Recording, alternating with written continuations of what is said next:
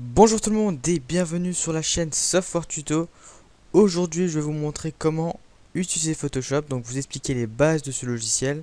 Mais avant ça je vais vous expliquer ma chaîne, notre chaîne plutôt parce qu'on est deux. Donc comment on procède. Alors voilà, j'ai un ami qui fait les tutos crack. Et moi je fais les tutos démonstration, plutôt explication du logiciel. Voilà, les bases du logiciel. Donc à chaque fois que lui va faire un logiciel, il va faire un crack sur un logiciel. Moi, je vais faire un tuto de base sur le logiciel. Voilà, tout simplement. Et une fois que ce sera fait, ben je vais pas m'arrêter là, hein. Je vais faire des autres tutos Photoshop, mais plus petits, genre par exemple comment créer un personnage sur Photoshop, comment changer la couleur d'un œil dans Photoshop, voilà. Par exemple des petits trucs comme ça. Ou pour les backgrounds, voilà. Donc on va commencer tout de suite le tuto. Alors tout d'abord, je vais chercher une image parce que sinon ça va pas le faire. Donc c'est vraiment un tuto de base hein, pour tous ceux, pour tous les gens qui connaissent le logiciel, je veux dire, tracez votre chemin parce que ça vous sert à rien, hein, c'est inutile. Donc tous ceux qui connaissent pas, regardez toujours dans la description de la vidéo et vous verrez toujours un tuto de base pour chaque logiciel. Donc par exemple demain on fait un tuto sur, mon pote fait un tuto Cinema 4D, comment craquer Cinema 4D, il y aura un tuto de base pour Cinema 4D, voilà. Bon, on y va tout de suite. Alors l'outil déplacement. À quoi sert l'outil déplacement? L'outil déplacement en fait c'est ce qui va permettre de déplacer des choses sur un arrière-plan. Donc ça c'est un arrière-plan, donc on ne peut pas le déplacer. Donc imaginons que j'importe cette image, donc je la prends et je la glisse sur mon arrière-plan. Voilà. Comme vous pouvez le constater, je peux la déplacer ainsi que la réduire ou l'agrandir. Voilà. Donc je la supprime en tapant sur Supr. Ensuite, l'outil sélecteur, à quoi sert-il? L'outil sélecteur permet en fait de sélectionner une partie de l'image qui nous intéresse. Donc si on veut par exemple travailler que sur cette partie-là, c'est-à-dire supprimer ou rajouter des éléments que sur cette partie, c'est comme ça qu'on fait. Alors imaginons, je sais pas, moi je veux, je sais pas moi, gommer par exemple. On va chercher la gomme, elle est où? Elle est là. Voilà. Vous voyez là, comme vous le constatez, je viens de gommer. Voilà à quoi ça sert. Ensuite, vous en avez d'autres types, hein. Vous avez des types en rond, en rectangle, rectangle colonné, bon, je sais pas, bref, voilà. Ici, vous avez l'outil lasso qui vous permet justement, c'est exactement la même chose que ça en fait, sauf que lui, il va suivre le tracé de votre souris. Voilà. C'est à peu près le même principe, hein, sauf que c'est un peu plus précis. Et ça vous laisse ça vous laisse le choix de faire de là où vous voulez aller. L'outil baguette magique, à quoi sert-il? En fait, imaginons, en fait lui se base sur les pixels de couleur. Si je clique sur du bleu, ici là comme ça, il va sélectionner que le bleu que j'ai cliqué. Il sélectionnera pas ça parce que c'est pas bleu. Si je clique là, il va sélectionner que cette couleur qui s'en rapproche le plus. C'est pareil pour ici. Là c'est pareil, vous voyez, là il a sélectionné que cette couleur parce qu'il y en avait en très faible quantité. Là imaginons je sélectionne le jaune, vous avez vu, il sélectionne pas le noir parce que il se base sur les couleurs. Voilà. Ensuite, ça c'est pareil, outil sélection rapide, c'est exactement la même chose que le lasso. Alors ça c'est le recadrage. Le recadrage il permet, attendez, c'est bizarre parce que bizarrement, en fait ça permet en fait de couper les... Ah mais c'est normal, attendez. Faut juste que je retire ça. Voilà. Voilà, l'outil recadrage, ça permet de couper l'image en fait. Donc imaginons que je veux juste cette partie d'image. Voilà, juste celle-là. Je rapetissis. Je réduis encore. Et je fais clic droit ici et recadrer. Voilà, ça a coupé l'image. L'outil pipette. L'outil pipette, ça sert à prendre une couleur que l'on souhaite. Imaginons il y a un vert qui m'intéresse ici là. Je clique dessus, ça me donne le vert. Imaginons je veux une deuxième couleur. Je clique ici pour switcher. Je prends, je sais pas moi, le bleu d'ici. Ça me met le bleu que j'ai sélectionné. Si vous voulez revenir aux couleurs de base, donc c'est-à-dire noir et blanc, vous cliquez ici et ça vous met les couleurs noir et blanc. Ensuite, ici, bon, attendez, là c'est pas normal, ça doit être comme ça. Outil correcteur localisé, en fait, ça va vous permettre de retirer un élément qui ne vous intéresse pas sur la photo sans pour autant faire un trou dans la photo, une marque blanche ou un truc dégueu. Voilà, je vais faire ça. Alors, attendez, il faut que je modifie ici, faut que je modifie la dureté et l'épaisseur. Voilà, bon, ça prend un peu de temps, mais voilà, si vous faites plusieurs coups. Bon, au pire, on va le faire sur celle-là parce que l'autre, elle a un peu du mal. Voilà, vous avez vu, elle a disparu. Bon, il y a des petits traits, des petits trucs, voilà. Pas très important, mais bref, voilà, vous avez vu que ça supprime en fait. Ça, l'outil pinceau, c'est comme sur Paint, c'est pour écrire des choses, par exemple, voilà, je sais pas, comme ça. Voilà. Vous en avez dans différentes sortes, en crayon, ouais, voilà. Tampon, c'est exactement la même chose, c'est à peu près la même chose que le correcteur. Ça, je ne vous montrerai pas. Ça, c'est la gomme. Alors, la gomme, c'est pour supprimer, je veux dire, je vais pas vous montrer ça, quoi, c'est simple, hein. Si jamais vous, par exemple, supprimez une partie, voilà, vous utilisez sélection et vous pouvez gommer l'endroit que vous voulez supprimer. Voilà, ça supprime que ça supprime pas autre chose parce que vous avez sélectionné que ça. Voilà. Je crois que je vous ai déjà montré tout à l'heure, mais bon. L'outil remplissage, c'est pareil, oui, j'ai sélectionné ça, je veux remplir ça de blanc, non de noir. Voilà, ça me remplit de noir. Voilà, voilà. Alors, j'en suis où moi? Je suis perdu. Alors, ici vous avez outil goutte d'eau. L'outil goutte d'eau, à quoi sert-il? Il sert à flouter, à rendre flou plutôt. Voilà, vous voyez, je viens de rendre une montgolfière floue parce que c'est en aquarelle, quoi. C'est une sorte d'aquarelle. Par exemple, quand vous êtes devant le miroir, vous foutez de l'eau, vous passez un petit coup de papier, je sais pas, vous nettoyez un peu, mais pas vraiment bien, ça va être flou. C'est pareil. Outil netteté, ça c'est pour rendre plus net. Vous voyez là, elle devient net. Outil densité. Alors l'outil densité, moins, ça c'est pour rendre plus clair. Vous voyez là, en cliquant dessus, elle devient de plus en plus claire. Densité plus, c'est l'inverse, ça devient plus sombre. Voilà. Ensuite, l'outil plume. Alors ça c'est pareil que les sélectionneurs, sauf que lui il est hyper précis comparé aux autres. Donc, alors imaginons je veux cette montgolfière, je veux sélectionner que cette montgolfière et je veux la dupliquer. Je veux que cette montgolfière. Donc, on va cliquer ici, on va faire un tracé. Je vais pas faire un tracé magnifique non plus parce que j'ai pas trop le temps, parce que c'est un tuto, je prends pas trop non plus trop de temps parce que c'est pour vous montrer exactement, pour vous montrer tout ce qu'il faut quoi sur le logiciel quoi. Donc je fais le tour. Vous fermez le tracé en cliquant près de l'autre, voilà. Et ici vous irez dans tracé, bien sûr vous dézoomez, vous reprenez la loupe. Voilà. Et là vous avez tracé de travail. Alors, vous voulez le sélectionner, mais c'est une sorte de tracé. Donc pour faire ça, il faut cliquer ici. Vous voyez là, ça fait ça sélectionne quoi.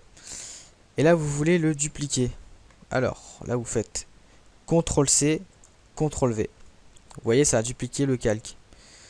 Donc, vous voyez maintenant, j'ai une deuxième montgolfière. Voilà. Si vous voulez encore la dupliquer, vous faites que CTRL-C, CTRL-V, etc. Alors ensuite, l'outil texte. Alors l'outil texte, il sert juste à faire un texte, quoi. Je veux dire, rien de compliqué. Donc je ne sais pas, je vais écrire. Attendez, je vais bien écarter ça, histoire de bien voir. Voilà, j'écris texte. Ici, vous pouvez modifier la taille de votre texte. Ici, ou directement se mettre ici et taper des chiffres selon la taille que vous voulez mettre. Ici, vous pouvez modifier la police. Là, vous pouvez mettre en fort pour que ce soit un peu plus gros, gras.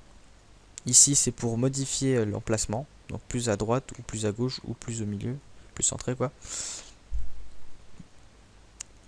Ça vous en aurez pas besoin. Ça c'est pour mettre une forme, si on veut derrière, je sais pas, moi imaginons je veux mettre un carré. Donc ici vous avez une liste de formes. Voilà, moi je vais mettre non, un carré plutôt. Un carré.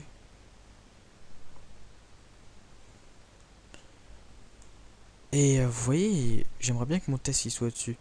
Mon texte il soit dessus, donc je prends le texte et là je le mets au-dessus. Voilà. C'est logique, hein, mettre au-dessus de quelque chose d'autre. Voilà. Une fois que j'ai fait ça, je peux vous montrer celui-là aussi, qui est bon, pas très utile en fait. Si, imaginons vous zoomez, c'est un outil de déplacement en fait. Voilà, j'ai zoomé, la main va me permettre de se déplacer comme ça. Voilà, c'est pas très utile quoi. Ensuite, ça je vous ai déjà montré. Alors ici, qu'est-ce que je peux vous montrer? Alors par exemple le texte qui est ici, là, qui est derrière, je sais pas, je vais le mettre, on peut modifier le texte, donc la façon dont on souhaite, la teinte, la saturation, la couleur. Bon c'est normal que ça fait noir parce que c'est normal. Bon, je vais laisser en normal. Et si on veut vraiment modifier le texte vraiment, vous faites option de fusion. Et si vous avez ombre portée, alors ombre portée c'est l'ombre qui sera à côté de votre, qui sera juste derrière votre texte. Là vous la voyez pas, mais si je mets une couleur différente pour l'ombre, je sais pas, attendez.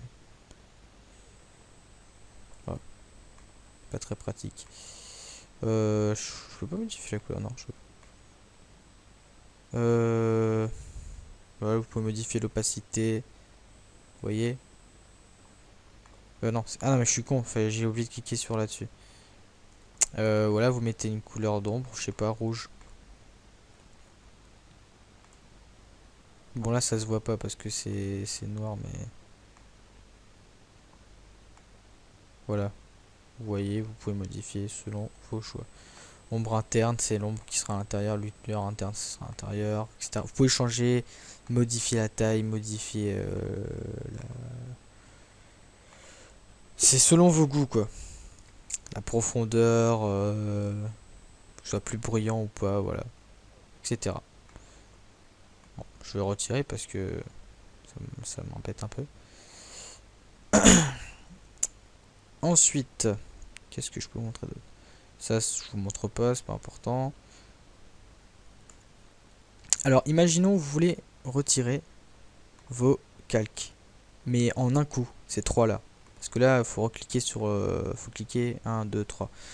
Vous créez un groupe, vous cliquez ici, et vous faites nouveau groupe. Vous l'appelez de la manière dont vous voulez, et vous déplacez vos objets dans le groupe.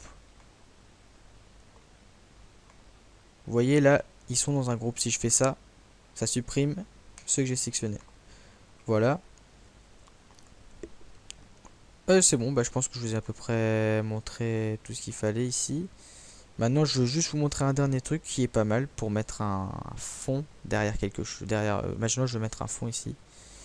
Par contre, le texte, il faudra le remettre au-dessus de la forme pour l'afficher. Voilà. Je veux mettre, imaginons, une image de fond. Alors, je fais importer. Je prends ça. Je la mets là. Je reclique dessus, comme ça elle est mise dessus. Là, je la mets. Attendez, j'ouvre ça. Non, c'est déjà ouvert. Ou la forme. Je la mets au-dessus de la forme. Et on fait clic droit dessus. Créer un masque d'écrêtage. Et vous voyez là. Pourquoi ça m'a mis ça? Ah. Là, vous pouvez voir que le fond il est derrière. Vous pouvez le déplacer de la manière dont vous voulez. Voilà. Donc voilà, je vous ai montré pas mal de choses ici. Maintenant, je vous montre un dernier truc ici. Donc ici, ça ici, je vous montre pas, hein. Ça c'est tout le monde connaît ça, hein. Édition. Ce qui est intéressant, par exemple, si vous voulez modifier la taille d'un objet. Donc par exemple la photo là que, non, pas cette photo là, par exemple, je sais pas moi, de la montgolfière là. Faites édition, transformation manuelle. Et vous voyez, vous pouvez modifier la taille ainsi que l'inclinaison de la montgolfière. Ensuite, appliquer, voilà. Dans édition, est-ce qu'il y a quelque chose d'intéressant? Non, pas vraiment. Image. Ça, c'est pour modifier le niveau de gris de l'image, si on va mettre selon vos choix, hein, si vous voulez la mettre plus gris, plus noir, je sais pas. Le calque, ça c'est pour ancrer ou en dupliquer, etc. Style de calque, ça c'est des trucs prédéfinis. Voilà, des motifs, des niveaux de fusion, etc. Ça, personne n'utilise ça non plus. Filtre, ça c'est pour mettre un filtre à l'image. Que, je sais pas moi. Artistique, grain. En cliquant dessus. Ah, ça, en fait, ça fait ça parce que j'ai sélectionné ça. Alors, au lieu de sélectionner la grande photo là, qui est ici. Voilà. 3D non. Affichage, c'est pour modifier l'affichage de Photoshop. Pas de l'image, mais de Photoshop lui-même. Fenêtre, ça c'est pareil. Justement. C'est exactement la même chose. Et je regarde mon dernier coup pour voir si j'ai pas oublié quelque chose. Non. Non, je vous ai montré ouais, tout ce qui était intéressant. Vous pouvez aussi... attendez, je crois qu'il y a un dernier truc que je peux vous montrer. C'est où déjà? C'est dans Réglages. Voilà. Voilà, ici vous pouvez modifier la luminosité de l'image, la rendre plus sombre, plus claire, selon le choix. Il y a plusieurs choses, il y a du négatif. Voilà. Etc. Voilà, je pense que je vous ai montré pas mal de choses sur Photoshop. Je pense que je vous ai montré assez de base. Je pense que ça va vous être très utile. J'espère que ce tuto vous aura plu. N'hésitez pas à mettre des commentaires pour me demander si jamais vous avez un souci, que vous n'avez pas bien vu ce que j'ai fait. N'hésitez pas aussi à mettre un pouce vert si vous avez aimé, ou un dislike si vous n'avez pas aimé la vidéo. Mais si vous n'avez pas aimé, expliquez-moi pourquoi. Voilà, j'espère que j'ai été assez clair. N'hésitez pas à vous abonner et à suivre notre chaîne. Moi je vous dis à la prochaine pour un prochain tuto. Ciao!